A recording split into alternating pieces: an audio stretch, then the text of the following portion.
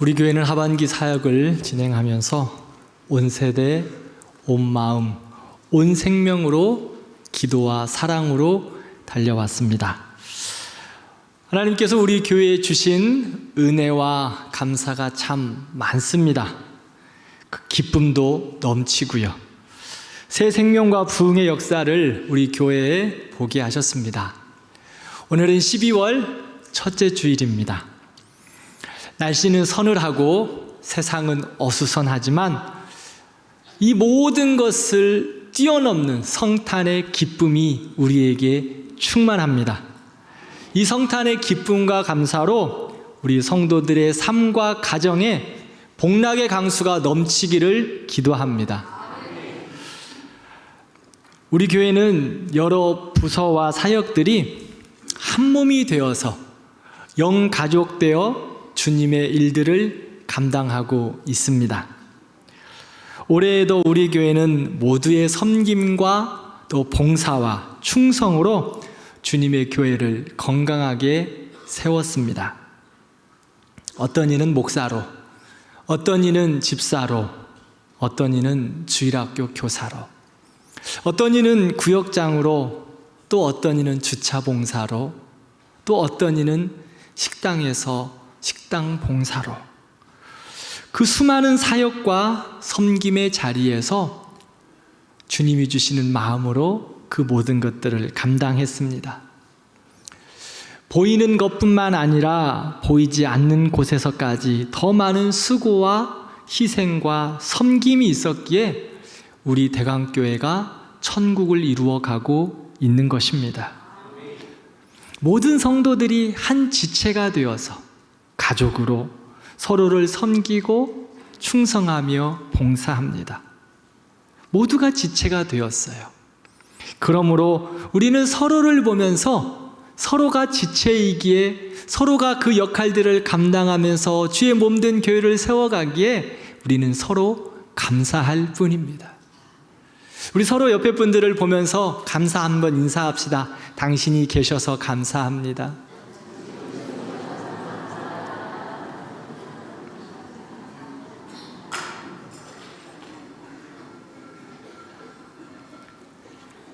여러분들이 계셔서 감사합니다. 여러분들과 함께하며 교회는 건강하게 성장합니다.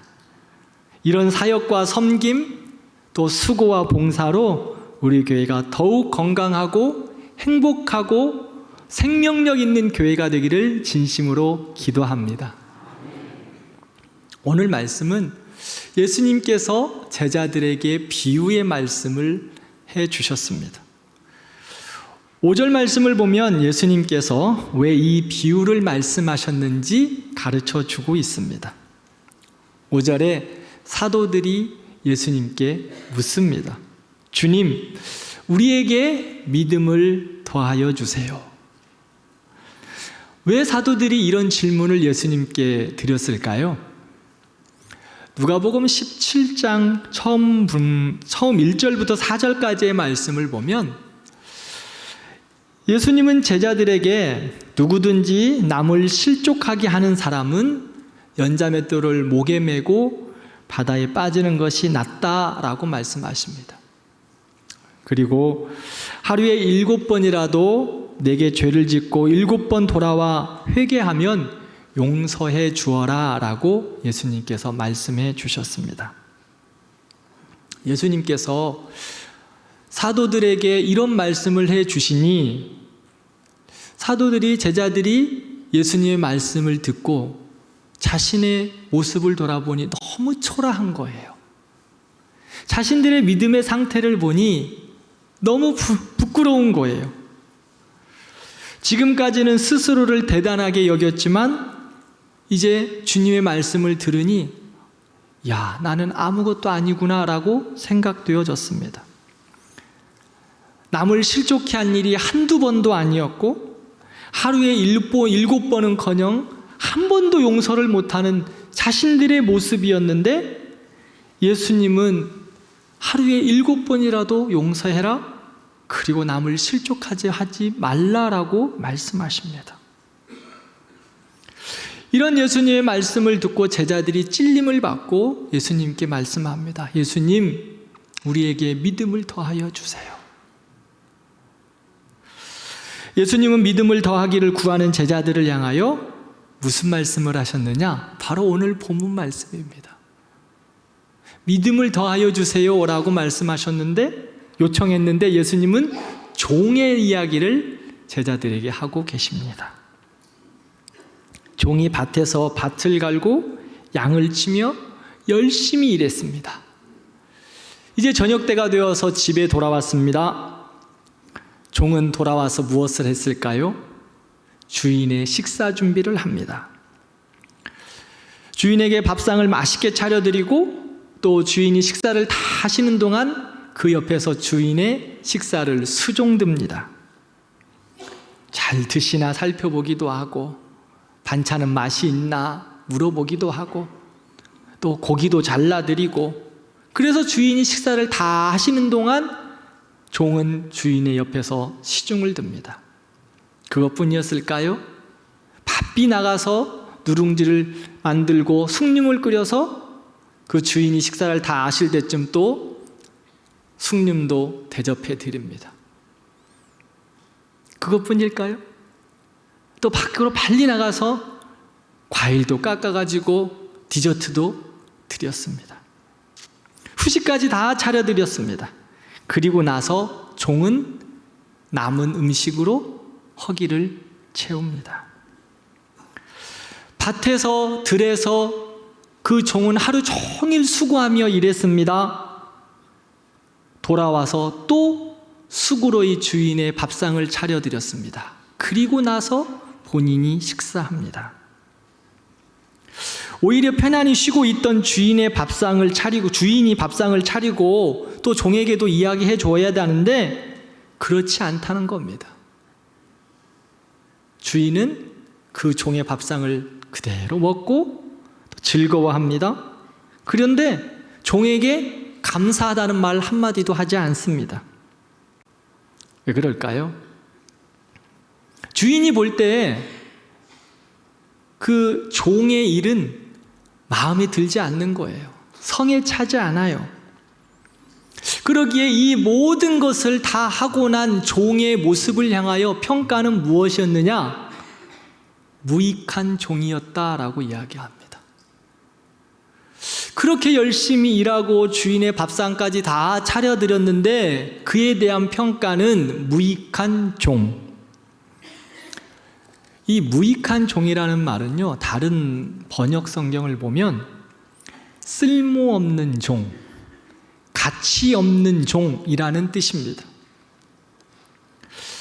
그래도 그 정도 일했으면 수고했다, 잘했다, 참 그 음식 맛있다, 이렇게 말해 주어야 하는 것 아닐까요? 그런데 최선을 다해서 일을 했는데 돌아오는 것은 무익한 종이라는 평가였습니다. 그러면서 10절에 보면 제자들을 향하여 주님이 말씀하십니다. 이와 같이 너희도 명령을 받은 것을 다 행한 후에 이르기를 우리는 무익한 종이라 우리가 하여야 할 일을 한 것뿐이라 할지니라. 너희가 어떠한 수고와 어떠한 헌신과 어떠한 봉사를 했든 그것은 무익한 종의 역할이다. 왜냐하면 그것은 너희가 하여야 할 일을 당연히 한 것뿐이다 라고 말씀해 주셨습니다. 당연히 해야 할 일이다. 뭔가 성과를 바라고 뭔가 뜻을 기대하고 하는 것이 아니라 종이기에 당연히 해야 할 일이다 라고 말씀하신 것입니다.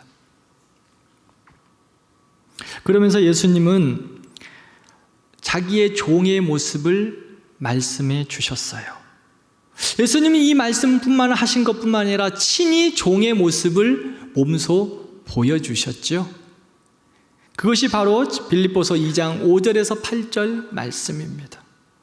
너희 안에 이 마음을 품으라. 곧 그리스도 예수의 마음이니 그는 근본 하나님의 본체시나 하나님과 동등됨을 취할 것으로 여기지 아니하시고 오히려 자기를 비워 종의 형체를 가지사 사람들과 같이 되셨고 사람의 모양으로 나타나사 자기를 낮추시고 죽기까지 복종하셨으니 곧 십자가에 죽으십니다. 우리에게 말씀합니다. 이 마음을 품으라. 어떤 마음이요? 그리스도의 마음? 낮아지고 깨어지고 죽기까지 섬기고 봉사했던 그 마음을 품으라 라고 말씀하고 있습니다. 예수님은 당신이 하나님이셨습니다. 그러나 하늘 영광 다 버리시고 종의 모습을 가지고 이 땅에 오셨습니다. 우리를 구원을 위하여. 그래서 우리는 그 예수 그리스도의 이 땅에 오심을 너무나 감사하기에 이렇게 기뻐하고 축하하는 것입니다. 성찬을 기다리며 주님의 나심을 기다리며 우리가 축복하고 축하하는 거예요. 왜? 예수님의 마음을 품기 위해서. 종은 자신의 소유라는 것이 아무것도 없습니다. 미래도 없고 족보도 없고 유산도 없습니다. 종은 자신의 인격도 없습니다.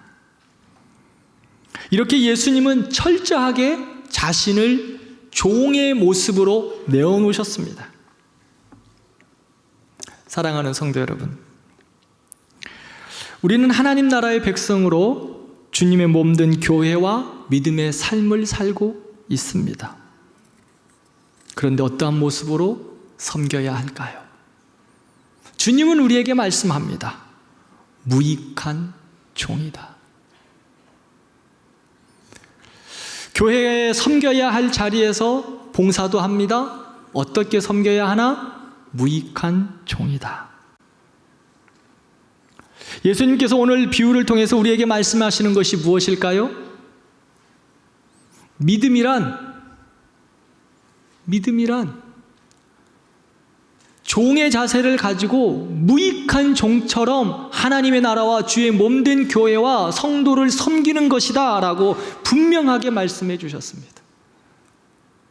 제자들이 예수님에게 예수님 믿음을 더하여 주세요. 그런데 예수님은 무익한 종이다. 이것이 바로 믿음의 삶이다 라고 말씀해 주십니다. 예수님처럼 섬기고 예수님처럼 사랑하는 것, 그것이 믿음이지요? 그것이 바로 무익한 종의 모습임을 예수님께서 친히 우리에게 가르치셨고 우리에게 보여주셨습니다. 우리는 신앙생활하면서 믿음이 성장하기를 원합니다. 아마 우리 모든 성도들도 마찬가지실 겁니다. 나도 믿음이 좀 좋았으면 좋겠다. 믿음이 커갔으면 좋겠다. 믿음이 좀 강건했으면 좋겠다. 사랑하는 성도 여러분, 믿음은 하나님 나라를 위하여 주의 몸된 교회를 위하여 성도들을 위하여 섬김에서부터 시작합니다. 무익한 종처럼 섬기는 일, 그것이 바로 믿음의 시작입니다. 그게 삶의 표현입니다. 자랑할 것도 별로 없지요. 내세울 것도 없습니다. 알아주지 않는다고 불평할 것도 없습니다. 그저 믿음은 하나님의 나라를 위하여 우리가 해야 할 일을 그저 감당하는 것뿐입니다. 하나님의 영광을 위해서 감당하는 것뿐입니다. 무익한 종처럼 말입니다. 그런데 오늘날 가만히 우리 자신들을 보면 그렇지 않을 때가 참 많은 것 같습니다. 교회 안에서 원망과 불평이 생기는 원인들을 자세히 살펴보면 무익한 종의 모습이 아니라 자신을 알아달라는 자기 중심의 모습이 많기 때문입니다. 하나님을 일을 하겠다고 섬기겠다고 시작했는데 중간에 낙심하고 쓰러지는 이유가 무엇일까요? 대접해주지 않고 자기의 공과 수고를 알아주지 않는다는 것입니다. 자기에게 인사치레라도 좀 했으면 좋겠는데 그렇지 않다는 것입니다. 그러기에 시험 들어 넘어지고 포기합니다. 주님은 우리에게 말씀합니다. 무익한 종은, 믿음은 주님과 같이 묵묵히 너가 하여야 할 일을 감당할 뿐이다 라고 말씀합니다. 우리는 종이기에 우리가 하는 모든 사역과 섬김과 하나님께서 맡기신 일들은 종으로 감당하는 겁니다. 사람들은 칭찬할 수 있습니다. 그런데 그 칭찬 없어도 감당하라는 겁니다. 교회 사역들을 돌아보면서 얼마나 감사한 일이 많은지 몰라요. 참 수고하고 애써 봉사하시는 분들 너무 많습니다. 감사하죠? 한 지체로서, 주의 몸된 교회의 지체로서 구석구석 섬기고 있습니다. 누군가 수고와 헌신과 봉사가 있어서 이렇게 교회가 세워져요. 여러분들 지금 교회 본당에 들어오시면서 추리 보셨습니까? 어떠셨어요? 별로 관심이 없으시군요. 입구에 추리를 아주 예쁘게 해놨습니다. 1층 로비에도 추리를 아주 아름답게 해놨습니다. 의자도 갖다 놨죠? 네. 그거 왜 갖다 놨을까요? 어이구, 그렇게 잘하세요. 사진 찍으라고. 왜? 예수님 때문에 기쁘잖아요. 세상은 혼란스럽지만 예수님 때문에 기쁘니까 그 성탄의 기쁨을 함께 누리라고 그곳에서 사진도 찍고 기뻐하고 웃고 찬양도 하고 하라고 그렇게 다 준비해 놨어요. 외부에다도 왜 해놓은 줄 아십니까? 안 믿는 사람들도 지나다니면서 그곳에 사진 찍고 가라고. 우리 성도님들, 친구들, 안 믿는 친구들 데리고 오셔서 그곳에서 사진 찍으세요. 아주 예쁘게 잘 나와요. 제가 어제 저녁에 찍어봤거든요. 뽀샵 안 와도 천사같이 예뻐. 그렇게 하는 이유가 뭐예요? 예수님 때문에 기쁘라고. 웃을 일 없는데 예수님 때문에 웃을 수 있고, 즐거워할 일 없는데 예수님 때문에 즐거워하고. 우리는 예수님 때문에 모든 것을 감당하는 하나님의 백성들. 그런데 그 수고를 누군가 감당한 거예요. 그렇죠? 며칠 전부터 우리 집사님들이 야, 나는 추리하는 거 이제까지 정말 거의 50여 년을 내가 추리를 봤는데 믹싱까지 가져와서 내가 추리하는 거 처음 봤어요. 재봉틀 갖다 놓고 추리 만들더라고. 야, 우리 대광교회 대단하다. 우리 대광교회 대단하다 싶었어요. 왜 그렇게 할까요? 주님의 마음으로, 믿음의 표현이에요. 그런데 제가 때로는 나가서 수고했어. 아우, 집사님 너무 잘한다. 너무 고생한다. 날씨도 추운데. 저는 할 수 있어요. 그런데 어떡하겠어요? 못할 때도 있잖아요.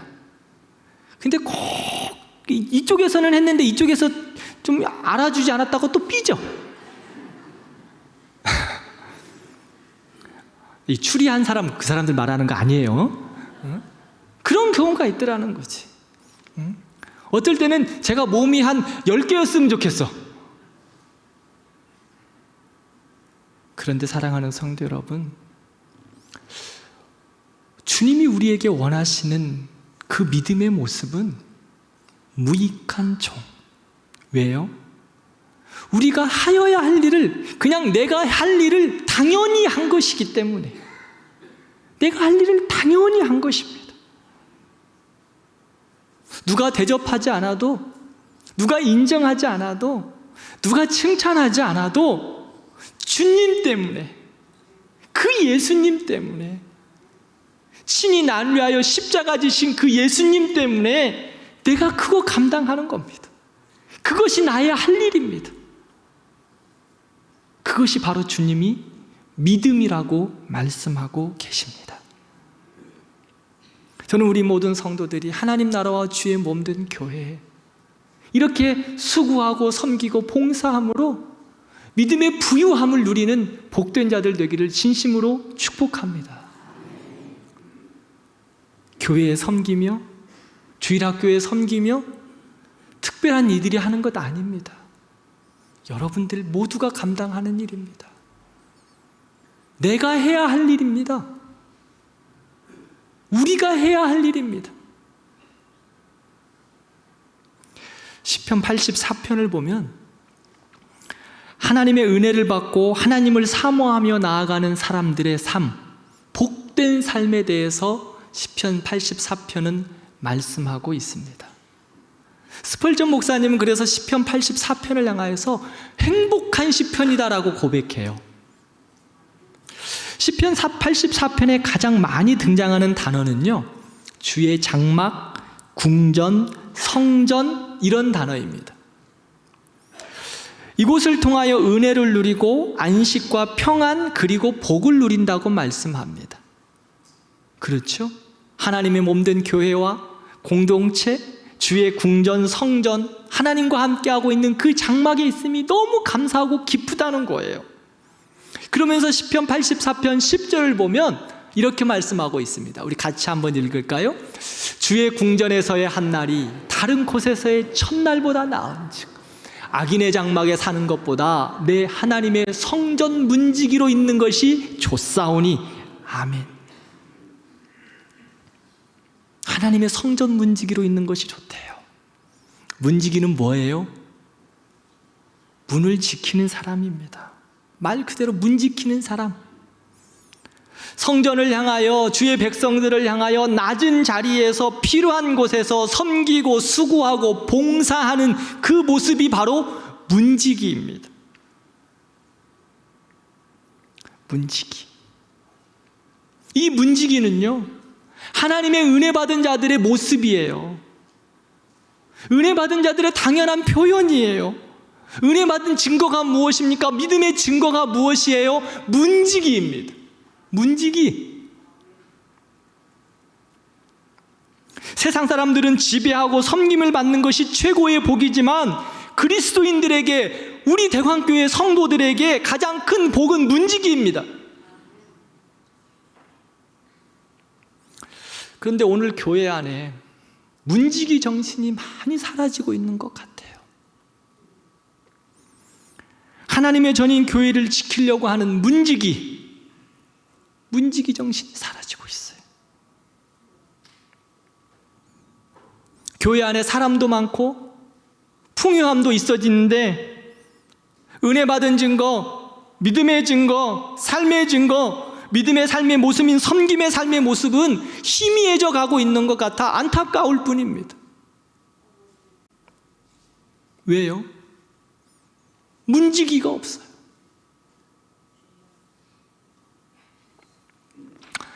한국 초대교회는 참 그 이 문지기의 정신이 너무 살아있었던 정말 행복한 교회였어요.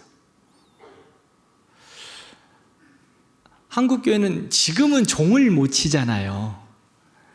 우리 어른들 예전에 교회 종 생각나십니까?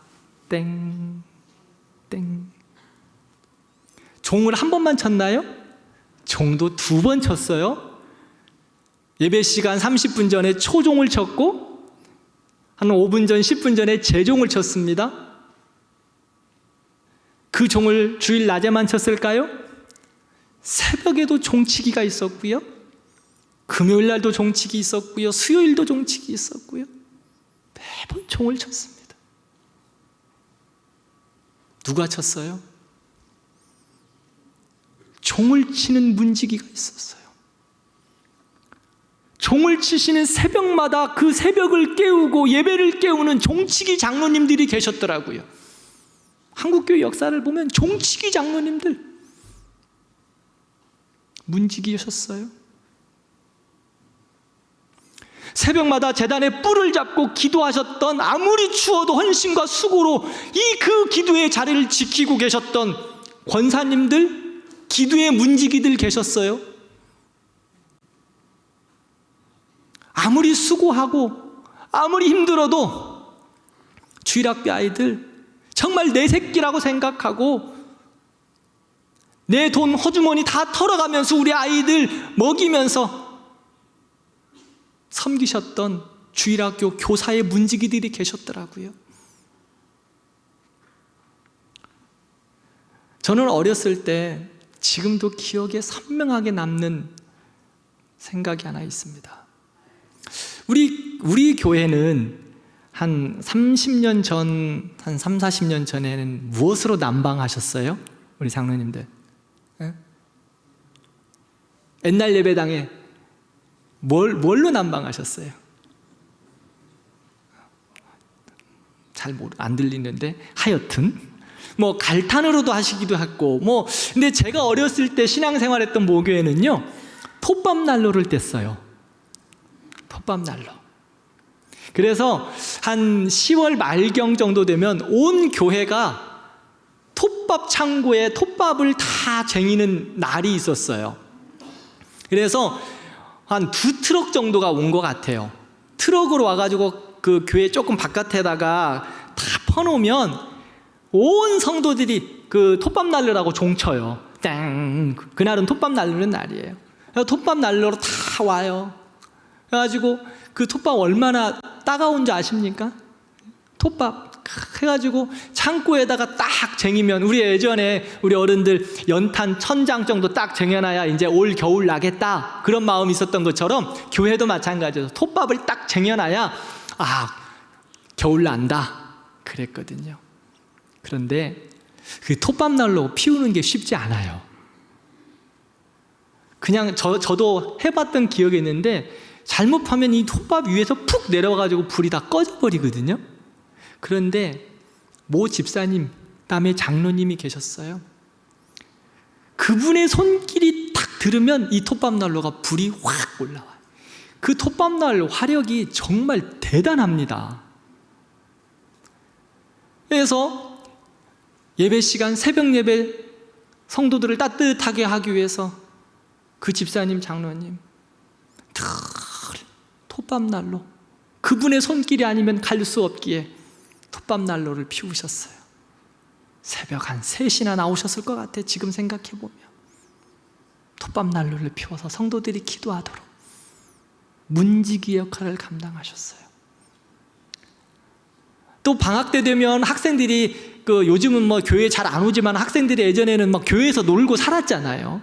그러면 장로님 추워요. 그러면 언제 어디서 나타나시는지 모르지만 그 장로님 오셔서 톱밥 난로 탁 불 피워주셨어요. 우리 아이들. 저도 그 혜택을 받은 자들이죠. 톱밥 난로를 지키셨던 그 문지기. 그런데 지금 우리의 모습은 어떤가요? 문지기의 정신이 우리 안에 남아 있습니까? 사랑하는 다음 세대 여러분, 시대가 달라졌다고 하나님의 나라와 주의 몸된 교회를 섬김에 있어서 문지기의 정신이 달라질까요?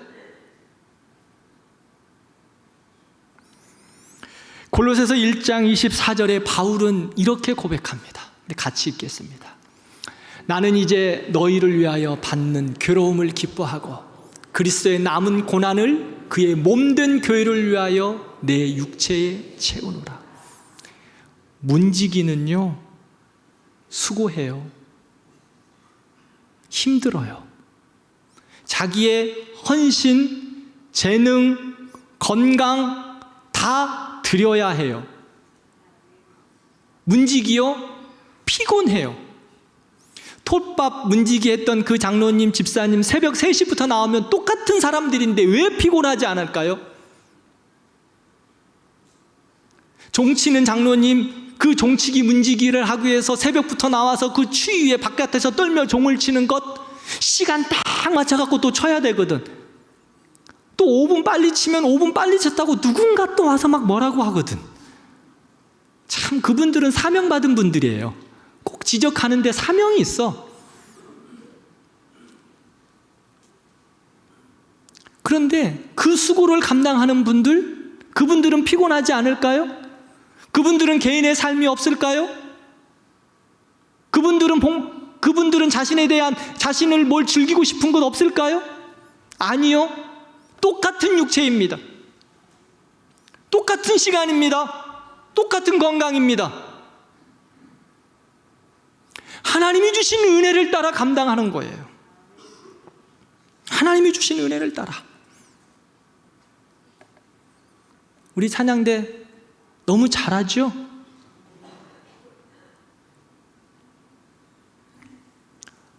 이분들도 똑같이 바빠요. 여기다 이렇게 얼굴에다가 또 우리 여성들은 또 다 하고 나오셔야 되잖아.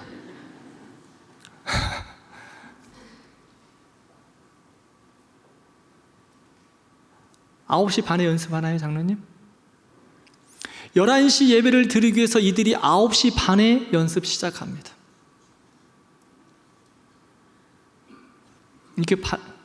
이거 바르고 나오시려면 주일날이라고 또 앞에 있으니까 더 잘 꾸미셔야 되잖아. 얼마나 수고해요?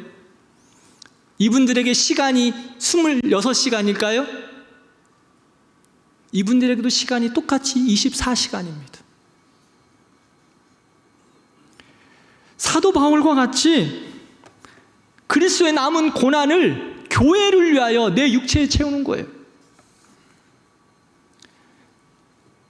주의 몸된 교회를 위하여서 시간도 드리고 마음도 드리고 충성하여 헌신하는 거라고 말씀합니다. 교회를 위하여 몸이라도 바치겠다는 문지기 정신,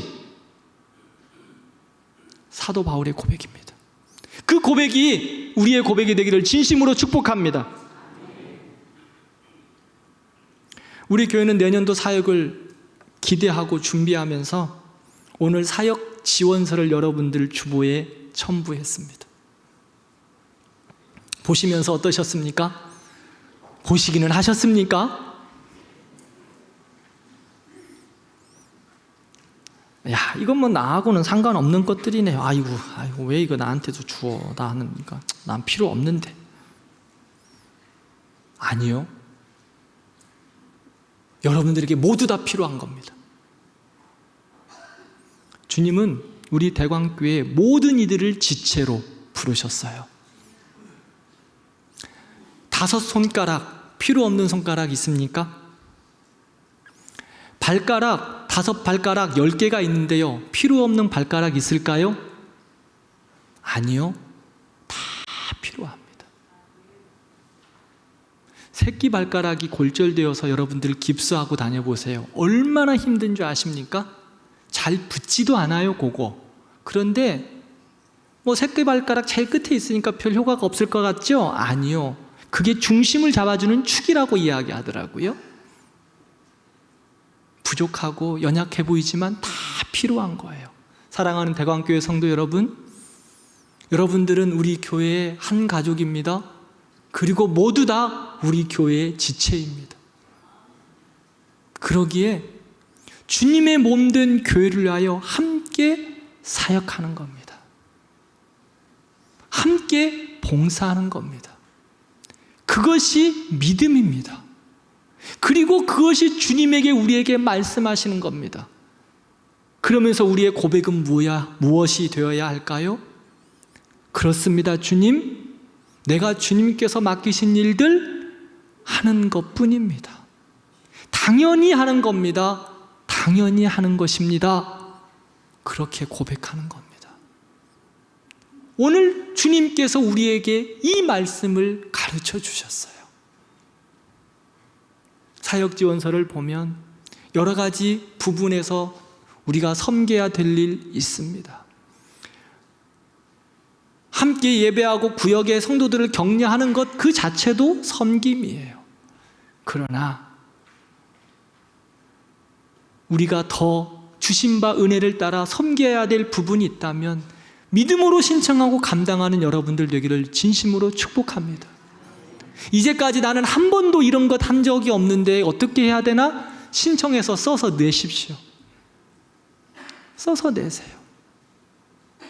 여러분들의 믿음의 성장을 위해서 교회가 함께 돕겠습니다. 찬양대 이분들만 이 자리에 있으라는 거 아닙니다.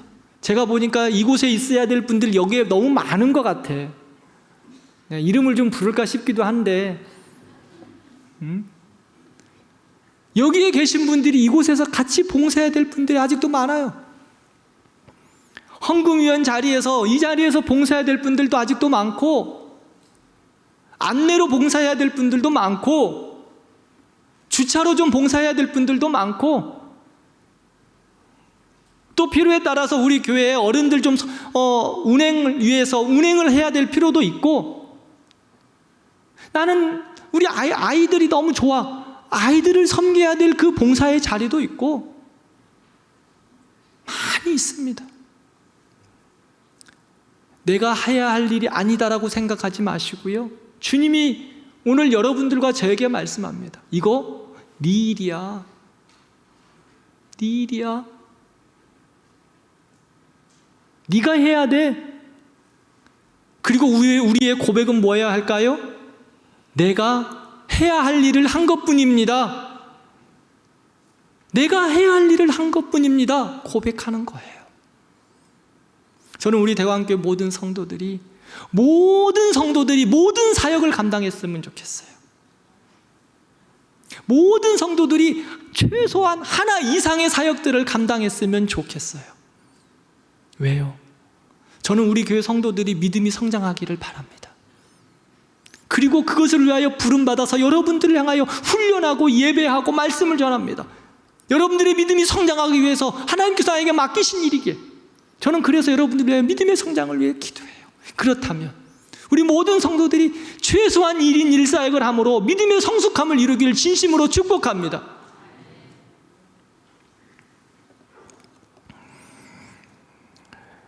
마태복음 25장을 보면 예수님께서 천국 비유를 하세요. 그리고 5달란트, 2달란트, 1달란트 받은 자의 이야기를 하십니다. 5달란트 받은 자에게 5달란트, 2달란트 받은 자에게 마지막 날 주님께서 그들을 다 부르십니다. 그리고 계수해 보시는 거예요. 너 내가 맡긴 일들 어떻게 잘했니? 너가 하여야 할 일 어떻게 잘했니? 종들에게 물으시는 거예요. 우리에게 물으시는 거예요. 우리에게 5달란트 받은 자, 2달란트 받은 자, 하나님, 주인님, 내가 이렇게 열심히 수고하고 일을 해서 이렇게 남겼습니다. 5달란트를 남겼고 2달란트를 남겼습니다. 저는요, 이것을 보면서 5달란트를 남겼기 때문에, 2달란트를 남겼기 때문에 주님이 칭찬하셨을까?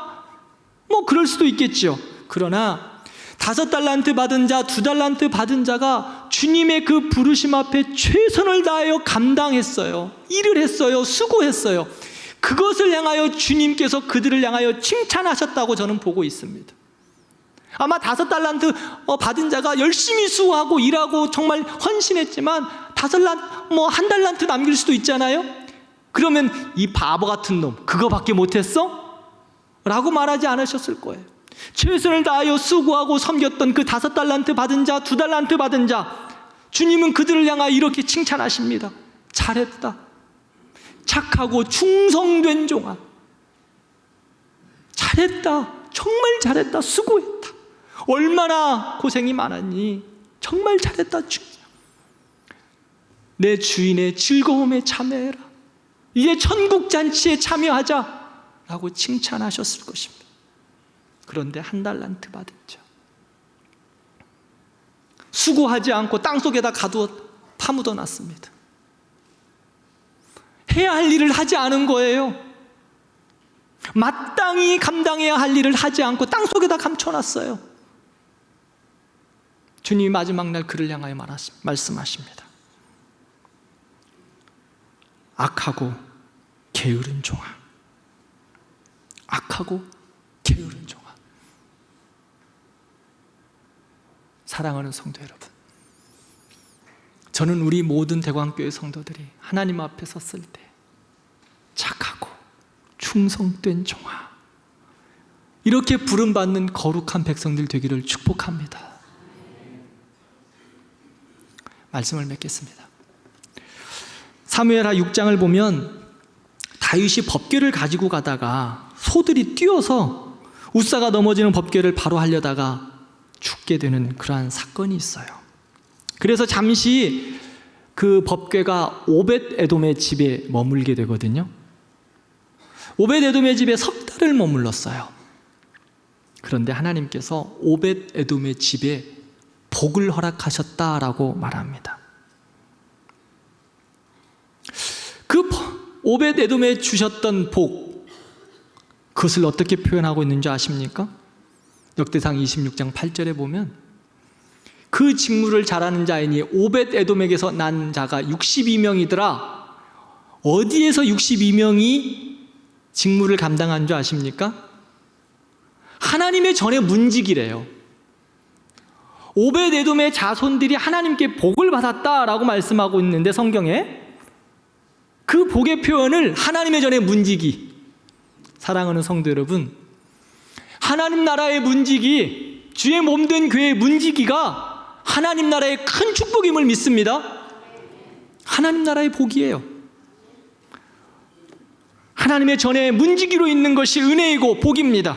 섬김의 자리, 수고의 자리, 봉사의 자리, 충성의 자리, 그 자리가 가장 귀하고 복된 자리입니다. 은혜의 자리입니다. 축복된 자리입니다. 사랑하는 우리 모든 대광교회 성도들이 이 은혜의 자리, 축복의 자리를 잘 감당하는 하나님의 사람들 되기를 진심으로 기도합니다. 우리 함께 기도하시죠.